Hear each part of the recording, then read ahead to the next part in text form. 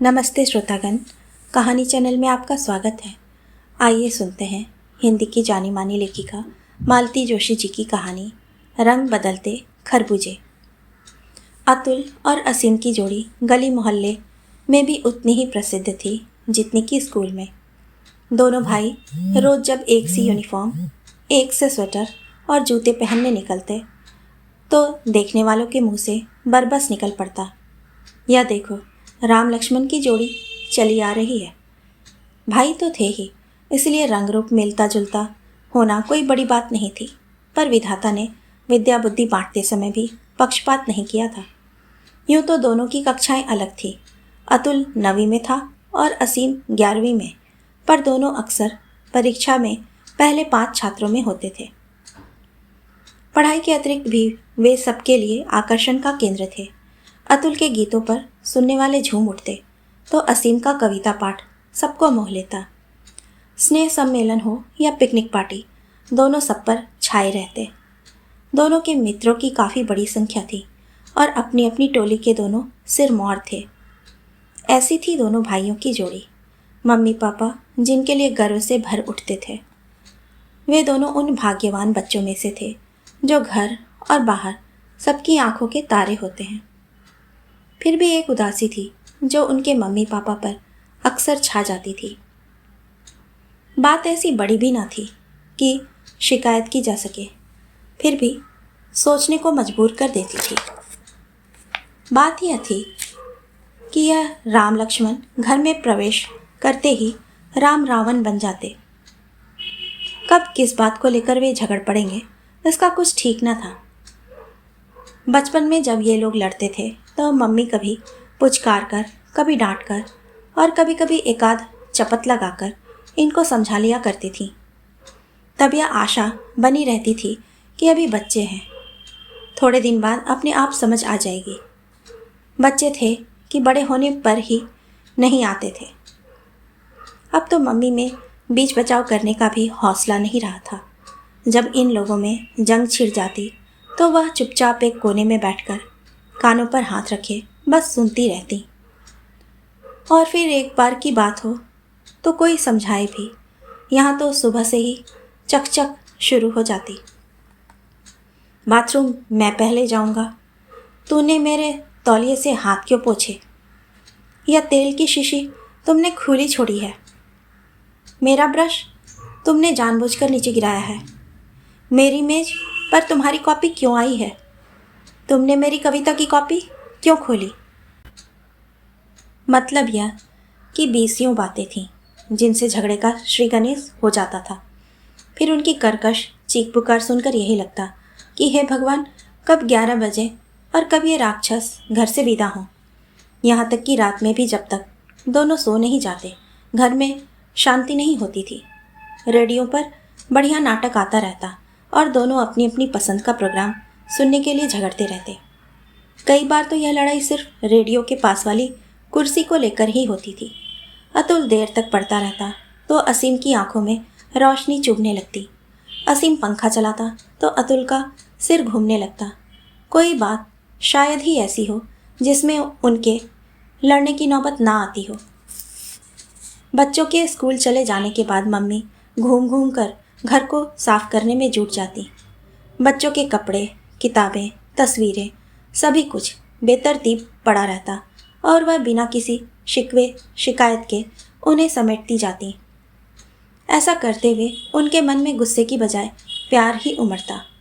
दोपहर भर खटकर वह बच्चों की पसंद का नाश्ता बनाकर आतुरता से उनके आने की बाट जोहती।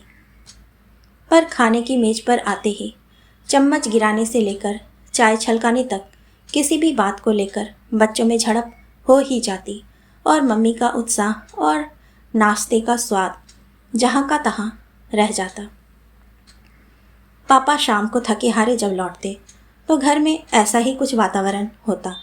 बच्चे खेल के मैदान जा चुके होते पर उन्हें जरा भी ख्याल ना आता कि उन्होंने मम्मी का पूरा दिन मिट्टी कर दिया है। पापा से कुछ कहा नहीं जाता पर वह मम्मी का चेहरा देखकर ही सब जान जाते और एक लंबी सांस लेकर चुप हो जाते। खास मौक़ों पर पापा दफ्तर से आते हुए कोई बढ़िया सी चीज़ लाते, कैरम बोर्ड या क्रिकेट का बल्ला या छोटा सा बेंचो। इन वस्तुओं के लिए वे कई दिन पहले से योजना बनाते और कई कई तरीकों से बजट में इनको फिट करते। किताबों का तो उन्हें बेहद शौक था। भारत के पक्षी, संसार के मानचित्र जैसी पुस्तकों से लेकर कहानी की किताबों तक वह बड़ी खूबी से चुनते थे।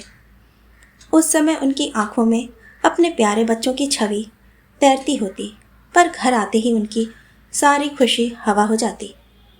बच्चों के चेहरे पर खिले प्रसन्नता के फूल देखने का उनका अरमान धरा ही रह जाता और उनके सामने होती छीना झपटी, चीख पुकार और फिर मुंह फुलाकर दोनों बच्चों को बाहर चले जाना। बांटकर खेलना या पढ़ना जैसे उन्होंने सीखा ही नहीं था। इन सब बातों से मम्मी कभी कभी बेहद थकान का अनुभव करती। दोनों के लिए एक से स्वेटर बुनते हुए उनकी अंगुलियां रुक सी जाती।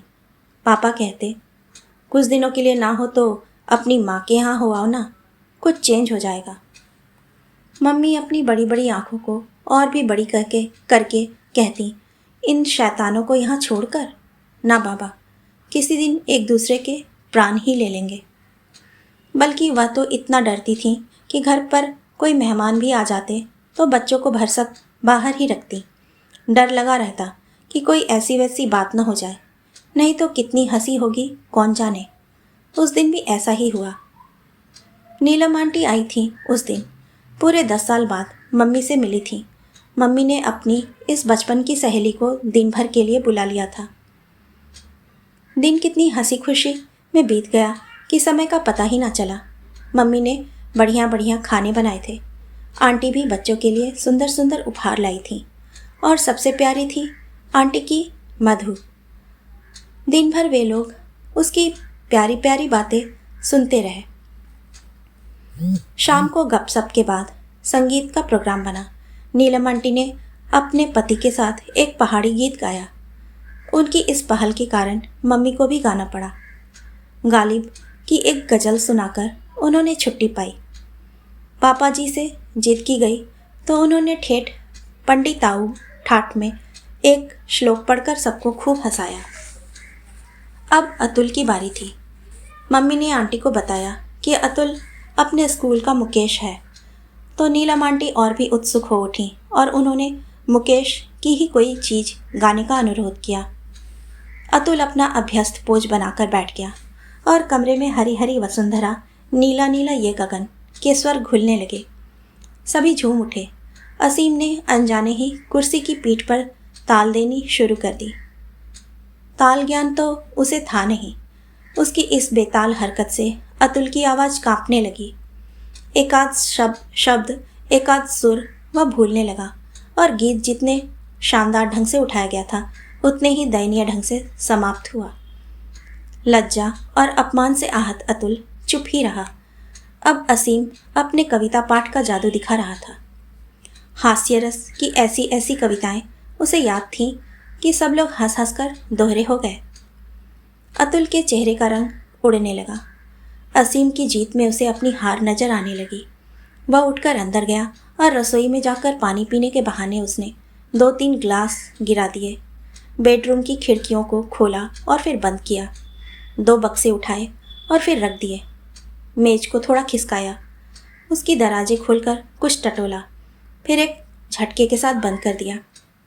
इस शोर शराबे के कारण सुनने वालों का ध्यान तो बटा ही, असीम को भी काफ़ी परेशानी हुई। उसे मजबूरन कविता अधूरी ही छोड़ देनी पड़ी। गुस्से में दांत पीसते हुए तुरंत उसने अतुल की मरम्मत शुरू कर दी। अतुल तैयार ही बैठा था। सब लोग दौड़कर बीच बचाव ना करते तो ना जाने क्या हो जाता। मम्मी पापा शर्म से पानी पानी हो गए। नीलम आंटी, जो दिन भर बच्चों की प्रशंसा करते नहीं थकती थी, जाते जाते हंसकर कह गई, शीला, तुम्हारे बच्चों का बचपन अभी गया नहीं। उन लोगों को जिद करके रात भर रोकने का मम्मी का विचार था, पर अब उन्होंने जरा भी उत्साह नहीं दिखाया। उनके जाते ही मम्मी ने कुछ कहने को मुंह खोला, पर पापा ने रोक दिया।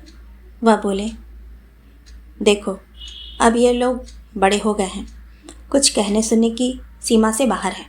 अपने आचरण की जिम्मेदारी अब इन्हीं पर है। तुम्हें शर्मिंदा होने की जरूरत नहीं है। बच्चे, जो एक लंबे चौड़े भाषण के लिए तैयार थे, पापा की बात सुनकर सहम गए। एक दूसरे को खा जाने वाली नज़रों से देखते हुए दोनों अपने अपने बिस्तरों में जा घुसे। तीसरे ही दिन, शायद रविवार था, नाश्ते की मेज रविवार के अनुरूप ही सजी हुई थी। मठरी, सेव, गाजर का हलवा और ब्रेड पकौड़े। बच्चे बाग बाग हो उठे। मुश्किल से एक कौर ही मुंह में दिया होगा कि मम्मी ने कहा, ये आप फिर उसी बद्रीलाल के यहाँ से हलवा लाए हैं? क्यों? पापा ने कहा। क्यों मेरा सिर, इससे तो किसी कुएं में पैसे डाल आया कीजिए। 1000 बार मना किया है, पर आपका तो जैसे वह खानदानी हलवाई है। फिर तो पापा भी भड़क उठे और वह जोर की तू मैं हुई कि बस। बेचारे बच्चे हाथ में हलवे का चम्मच लिए हुए टुकुर टुकुर ताकते ही रह गए। हलवे की मिठास ना जाने कहाँ चली गई थी। ऐसा ही कुछ दोपहर के भोजन के समय हुआ। मम्मी ने शायद भरवा टमाटर बनाए थे। ऐसे कुछ बुरे भी नहीं बने थे, पर पापा ने कह ही तो दिया, एक आध बार प्रभा भाभी से सीख ही लोगी तो छोटी नहीं हो जाओगी। इतने सुंदर टमाटरों का सत्यानाश कर दिया। जरा सी बात थी, पर मम्मी ने आंसुओं का रेला बहा दिया। खाना तो तब भी सब लोग खाते ही रहे, पर अब उसमें स्वाद कहाँ था। महीने के दूसरे इतवार को सिनेमा जाने का एक अलिखित नियम सा था उनका। बच्चों के लिए तो यह उत्सव का दिन होता था। पापा साथ होते थे। खाने पीने की मौज होती थी। मैटिनी के बाद कुछ शॉपिंग होती और फिर किसी रेस्तरां में शानदार डिनर लेकर सब लोग घर लौटते। उस दिन बच्चों को कुछ ज़्यादा आशा नहीं थी, पर 2 बजे जब पापा ने तैयार होने के लिए आवाज़ दी तो वे खिल उठे। ठीक 3 बजे तैयार होकर जब सब लोग बाहर निकले तो पापा ने छूटते ही मम्मी से कहा, क्या यही एक साड़ी रह गई है तुम्हारे पास? मम्मी ने तुनक कर कहा, जी नहीं, आपने तो संदूकें भर दी हैं। जो कहेंगे वही पहन लूँगी। असीम अतुल दोनों स्तब्ध रह गए। यह सच था कि पिछले 6 महीनों से मम्मी के लिए कोई साड़ी नहीं आ सकी थी। हर बार कोई ना कोई खर्च मजबूरी बनकर सामने आ जाता था, पर मम्मी इस तरह के ताने कभी नहीं देती थीं। उनके स्वभाव में ही यह बात नहीं थी। कपड़े वह बड़ी हिफाजत से पहनती थीं। पुरानी से पुरानी साड़ी भी उन पर नई ही लगती। पता नहीं आज दोनों का मूड क्यों ऑफ था। रास्ते भर कोई कुछ नहीं बोला। हॉल में भी सब गुमसुम बैठे रहे। समोसे, कचौरी और आइसक्रीम बेचने वाले 20 बार सामने से निकल गए। उनकी ओर देखने तक का मन नहीं हुआ। सिनेमा छूटते ही बाहर आकर पापा ने पूछा, कहो भाई, अब क्या प्रोग्राम है? असीम बोला, घर लौटे तो कैसा रहे, कम से कम मुझे तो जाने ही दीजिए। ढेर सा होमवर्क करना है। और कोई दिन होता तो अतुल चीख पुकार मचा देता, पर आज उसने कोई प्रतिवाद नहीं किया। घूमने में खाक भी मज़ा नहीं आ रहा था। मम्मी की खिलखिलाती हुई और पापा की 3 मंजिली हंसी के अभाव में सब फीका फीका लग रहा था। उस दिन के बाद तो जैसे क्रम ही बन गया। जरा जरा सी बात को लेकर मम्मी पापा में देर तक चकचक होती रहती। अंत यही होता कि मम्मी आंसू पोंछती हुई काम में जुट जाती और पापा लाइब्रेरी की कोई किताब लेकर आराम कुर्सी में धंस जाते। रोज़ शाम ड्राइंग रूम में शतरंज या कैरम की बाजी अब नहीं जमती। खाने की मेज पर ना कोई मम्मी को छेड़ता था, ना उनकी प्रशंसा के पुल बांधे जाते थे। सुबह सुबह रसोई में मम्मी के सुरीले भजन और बाथरूम में पापा को की बेसुरी ताने अब नहीं गूंजती थी। घर जैसे घर नहीं था। खाने और सोने की जगह भर था। जितना संभव था बच्चे अपना समय स्कूल में, दोस्तों के घर या खेल के मैदान में बिताते। घर में घुसते हुए भी डर लगता था कि पता नहीं क्या आलम हो। पढ़ते हुए वे एकाएक रुक जाते। लिखते हुए उनके हाथ थम से जाते। मौन होकर वे एक दूसरे को ताका करते। अपनी आवाज़ से भी उन्हें डर सा लगता था। रेखागणित के प्रश्नों को हल करता हुआ असीम उस दरार के बारे में सोचता जो अचानक मम्मी पापा के बीच पड़ गई थी। गुप्त काल का स्वर्णिम इतिहास याद करते हुए अतुल की आंखों के सामने हंसी खुशी से भरपूर अपना घर घूम जाता, जो अब अतीत की वस्तु बन गया था।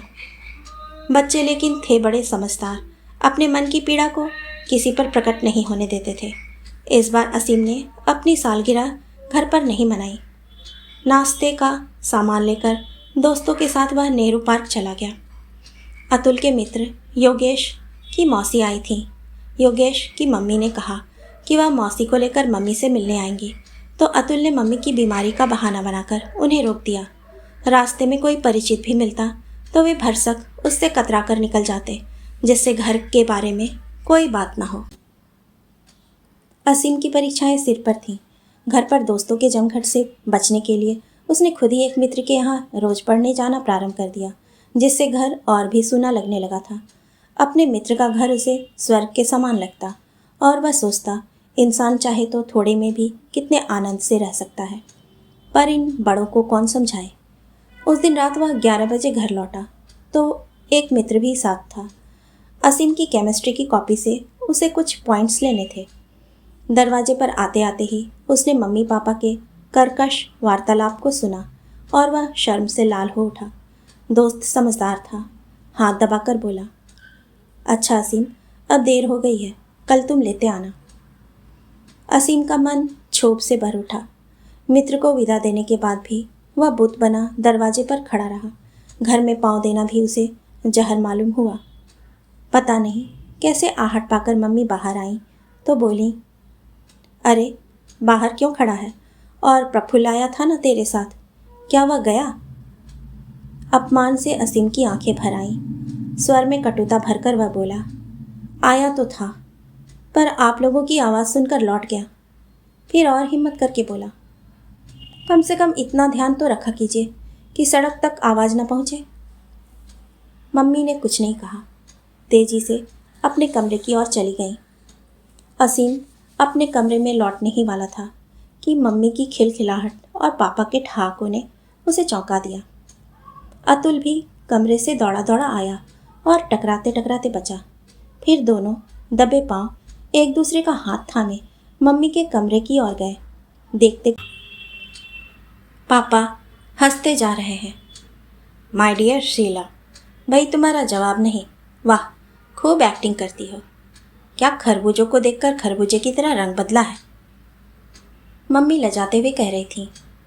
और आप भी तो कुछ कम नहीं हैं। हाय राम, किस कदर चिल्लाते हैं कि। लेकिन अब बस कीजिए जी, बच्चों के सूखे मुंह मुझसे नहीं देखे जाते। अभी आप असीम का चेहरा देखते तो, बेचारा। अतुल ने असीम की ओर देखा। दोनों की आंखें मिली, चेहरे मुस्कान से भर उठे। फिर असीम ने एकाएक अतुल को गले से लगा लिया। कहानी सुनने के लिए आपका धन्यवाद।